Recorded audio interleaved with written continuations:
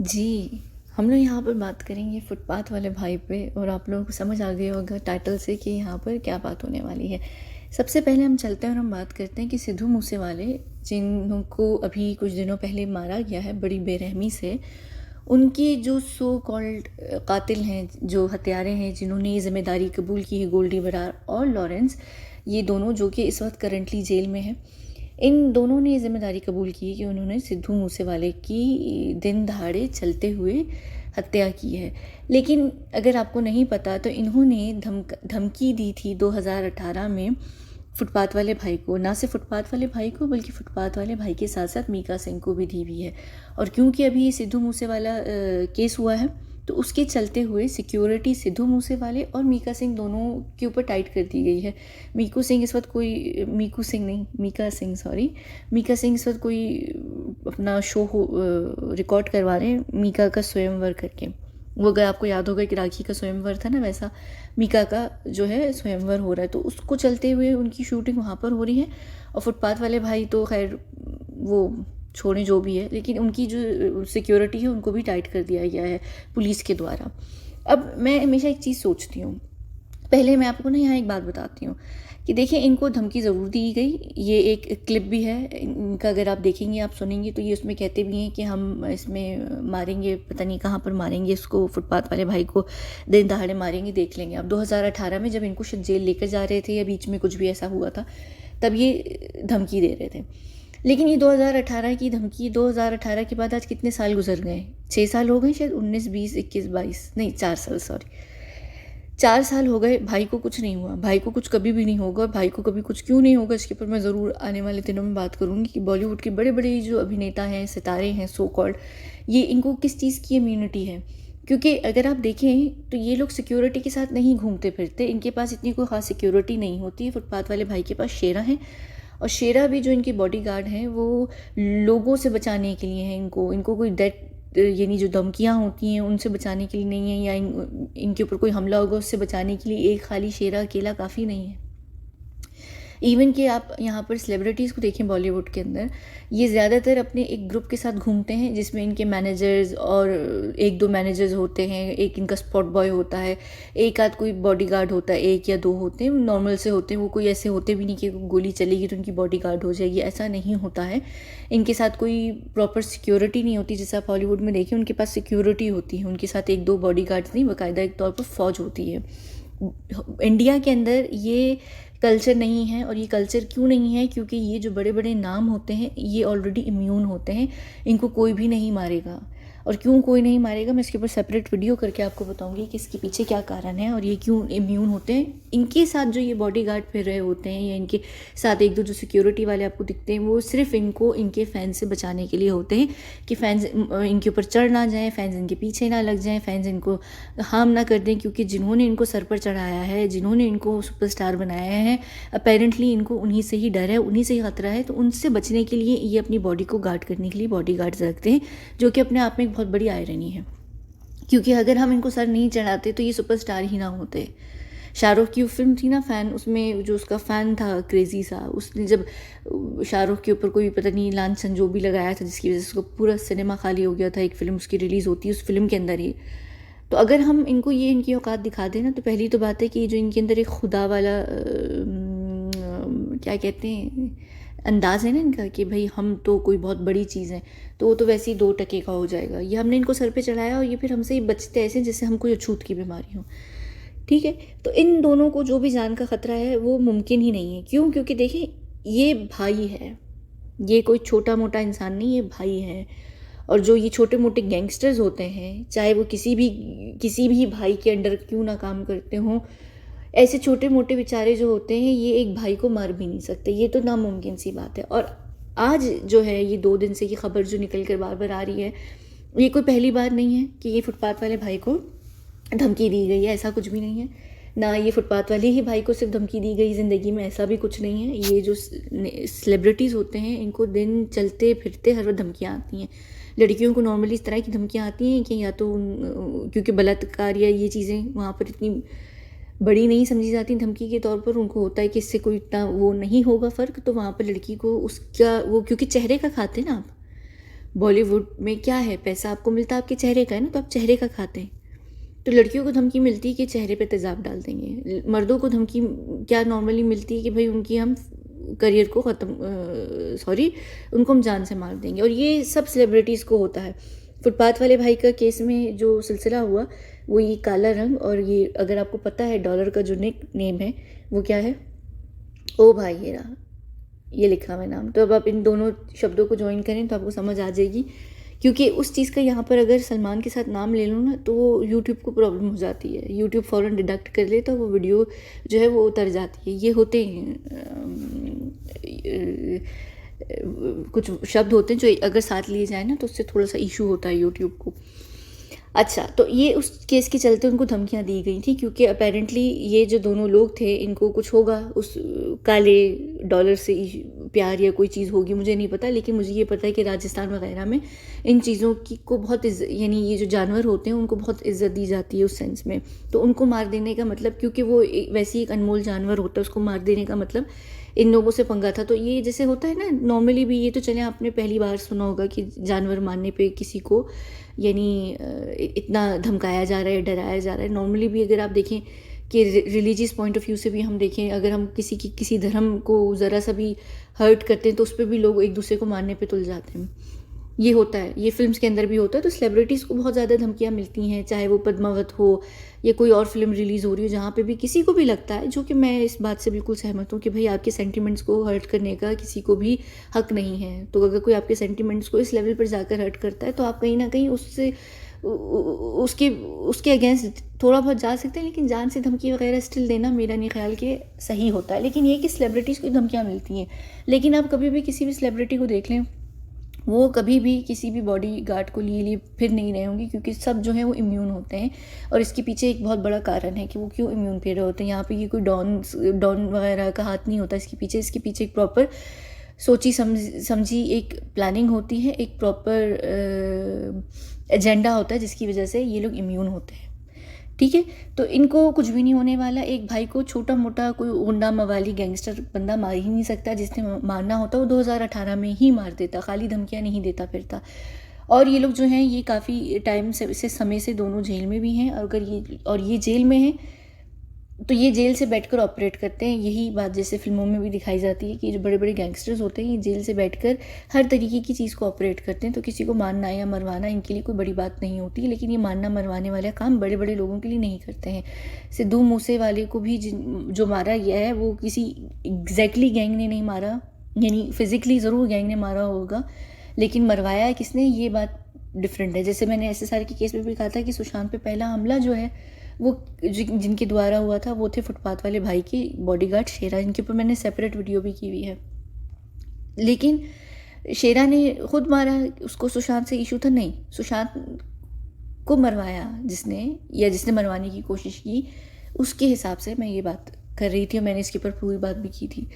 तो गोल्डी बरार हो गए या लॉरेंस हो गए, ये बेशक इनके अपने अपराध हैं, उन्होंने कई सारी ऐसी काम किए हुए भी हैं जो भी चीज़ें हैं, और ये लोगों को मारते भी, ये भी सच है, जिसके चलते ये जेल में रहे हैं और ये जेल में अभी भी हैं। इनफैक्ट इन दोनों की भी सिक्योरिटी को टाइट कर दिया गया है जेल के अंदर ही, क्योंकि कहीं ना कहीं इनको फ़िलहाल ऐसा लग रहा है कि जेल में किसी का भी कोई फ़ैन निकल कर ना आ जाए और इनका कोई ना कोई इनकाउंटर ना हो जाए। इनफैक्ट इनको पुलिस से भी इस वक्त खुद भी ख़तरा है और पुलिस भी इनको मार सकती है, जिसका बहुत क्लियर वजह है। वो वजह यह है कि फुटपाथ वाले भाई को कुछ भी होगा और जो भी कोई कोशिश करेगा उनको कुछ भी करने की, उनको जान से वैसे भी मार दिया जाएगा। तो 2018 की अगर वो जो धमकी थी जो दिखाई भी गई है न्यूज़ के अंदर जब उनको जेल में लेके जाया जा रहा है, जो लॉरेंस ने यहाँ पर धमकी भी दी हुई है, वो क्लिप मैं इसलिए नहीं चला रही कि कॉपीराइट का इशू हो जाएगा। तो वो अगर इतनी ही सच होती तो 2018 के अंदर ही इनको मार दिया जाता जेल के अंदर ही। लेकिन वो क्योंकि सिर्फ एक ड्रामा था, दिखावा था, जानबूझ के किया गया होगा, इस वजह से उनको कुछ नहीं हुआ। अगर वो धमकी सच में होती और वो सच में मारना चाहते तो ये दोनों आज जिंदा भी ना होते, ये पहले ही मर चुके होते।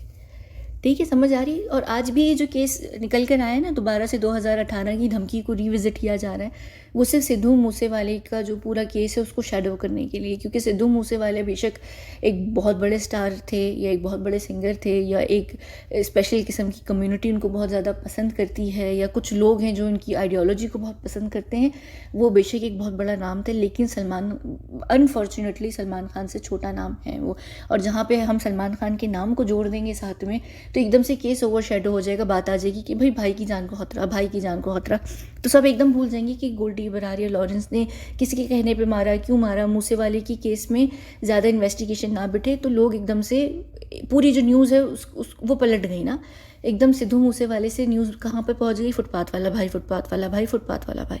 तो ये चीज़ होती है, इस तरीके से आप केसेस को ट्विस्ट करते हैं। ये जो शाहरुख खान का भी केस हुआ था उनके बेटे का, वो भी किसी बहुत बड़ी चीज़ को कवर करने के लिए था। तो हमेशा जिस चीज़ को आपने कवर करना है ना, वो उससे डबल ट्रिपल इम्पैक्ट वाली चीज़ को आप सामने ले आते हैं, ताकि लोग उस चीज़ को जो असल में हो रही है पसे पर्दा, या जो पर्दे के पीछे जो चीज़ चल रही है, जो हकीकत चल रही है, वो छुप जाए और लोग एक इल्यूजन में खो जाएं, एक फेक नैरेटिव या फेक स्टोरी के अंदर खो जाएं।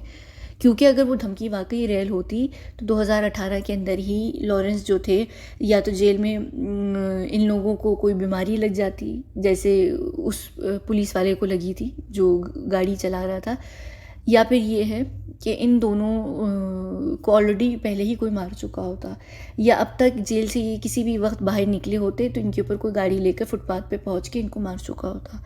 तो ये ऐसा कुछ भी नहीं था, ये सिर्फ ड्रामेबाजियाँ होती हैं, धमकियाँ होती हैं।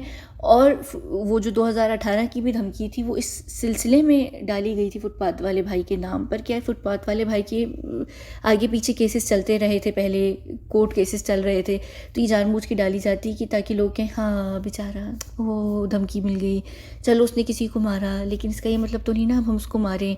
और ये बात ना मैं कहती भी हूँ, आप लोग मुझे ज़रूर सैडिस्ट समझेंगे और कहेंगे कि आप बहुत सैडिस्ट हैं, लेकिन कल को अगर ये इंसान मरता है ना तो मैं एक्चुअली इसके मरने की खुशी मनाऊंगी।